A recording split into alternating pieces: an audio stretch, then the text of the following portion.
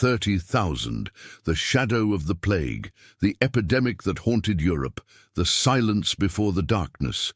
In the heart of medieval Europe, around the 14th century, when villages still hid behind stone walls and the night was lit only by the flickering flame of torches, a shadow began to spread. It wasn't the advance of armies, nor the arrival of conquering kings. It was something invisible, silent, and relentless. Udaidut 40,000, Zodowan 10,000. They said the evil traveled through the cold early morning air, entering through open windows and settling on the bodies of the weakest. Others believed it was divine punishment, a retribution for the sins of humanity. What everyone knew, however, was that something was killing, and there was no stopping it. The narrow streets smelled of incense smoke, a desperate attempt by priests to purify the air. On every corner, black crosses were painted on the doors of houses where death had already entered. 3001 20,000, 001 50,000. And the more they tried to hide the horror, the more it grew, spreading like an inevitable whisper. The first death caused no shock. Back then, death was part of the routine. Peasants fell from hunger, soldiers fell in battle, children succumbed to the cold. But gradually, the strangeness took shape. A man was found dead in the field, his body swollen and blackened, covered in wounds no one could explain. The next day, his wife also fell. 402 Igusners, 30,000 days later, his children. And what once seemed like just the tragedy of an isolated family spread like a bonfire lit on dry straw. Reports came quickly. Men who walked strong at dawn fell lifeless before sunset. Women who sang in the market woke up pale and breathless. Monks who prayed for salvation were found dead inside their own chapels, and with each new body, fear grew. Soon, entire villages were overrun. Commerce stopped. 5002, 40,000, 003, 10,000. The carts that once carried wheat and wine to the markets now carried piles of corpses, covered only by dirty cloths. The church tried to calm the people. Priests proclaimed that this was a punishment from God and that only repentance would save souls. Processions marched through the streets, with men and women lashing their own skin with whips, believing this would ward off the plague. But instead of healing, death only multiplied among them. Sigur 3, 20,000, Shur 3, 50,000.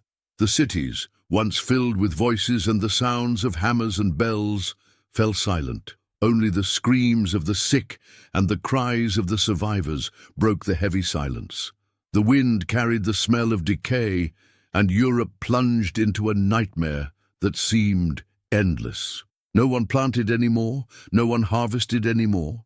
Animals were left loose, wandering between abandoned houses. Bread disappeared from the tables, water became scarce. 704 Lung thousand, and 4 30,000. Fear of contamination drove neighbors, friends, even families apart. Parents abandoned children, wives fled their husbands, brothers no longer mourned their brothers.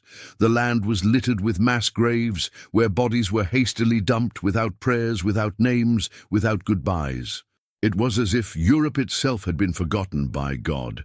Amidst the chaos, rumors arose. Groups of people began to gather in forests and caves, far from the cities. 804 40,000, 5 10,000. They said they no longer sought salvation from Christ, but the acceptance of their own death. Some believed the epidemic was the work of demons, and that only by surrendering themselves to them could they survive. And so, secret cults were born.